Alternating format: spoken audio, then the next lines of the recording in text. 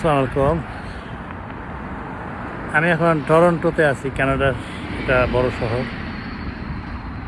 তো কানাডা সম্বন্ধে আমার একটা অভিজ্ঞতা আগেও ছিল। আমি দীর্ঘ 6 মাস নিউ ইয়র্কে থাকলাম। তো কানাডা হলো একটা শান্তির দেশ, খুবই শান্তির দেশ এটা। আমেরিকাতে তাও একটু কোলাহল আছে বা কিছু দুর্ঘটনা আছে, অনেক কিছু আছে, কিন্তু এখানে কিছুই নাই। আমি যদি দেখাই, এই যে আমি রাস্তা হাঁটতেছি, নোবডি, আমার আগে পিছে কেউ নাই। আমার মূল্যায়ন হলো এইটাই যে বাংলাদেশে তো আমরা বাংলাদেশ সারা জীবন কাটাই দিলাম, কিন্তু পৃথিবীতে যদি সবচেয়ে শান্তির দেশ থাকে, সবচেয়ে শান্তির দেশ কানাডা।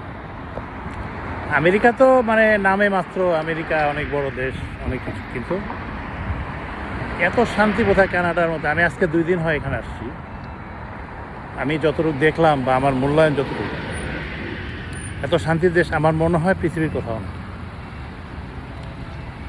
আজকে আমি তো সারাদিনই আজকে বাইরে, তো আমার মূল্যায়ন আর কি দেখলাম যে এরা অসম্ভব ভদ্র জাতি এরা, এবং এরা অসম্ভব ভদ্র, নম্র, ভদ্র ব্যবহার, আচার ব্যবহার অন্য। আমেরিকানরা একটু ড্রেসিং, ওদের কথাবার্তা একটু অন্যরকম।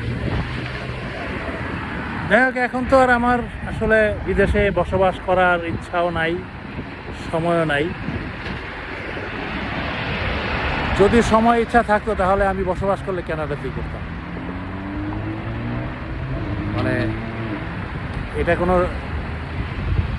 তারিফ করার কিছু নাই, এটা মানে এমনিতেই এসে যায় কথাগুলো যে কোন দেশ কেমন। আমেরিকা তো অনেক বড় দেশ, বিশাল দেশ, কিন্তু তাদের দেশে ডিসিপ্লিনের বড়ই অভাব।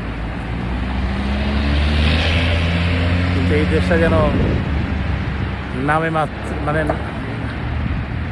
নামেই ভদ্র দেশ।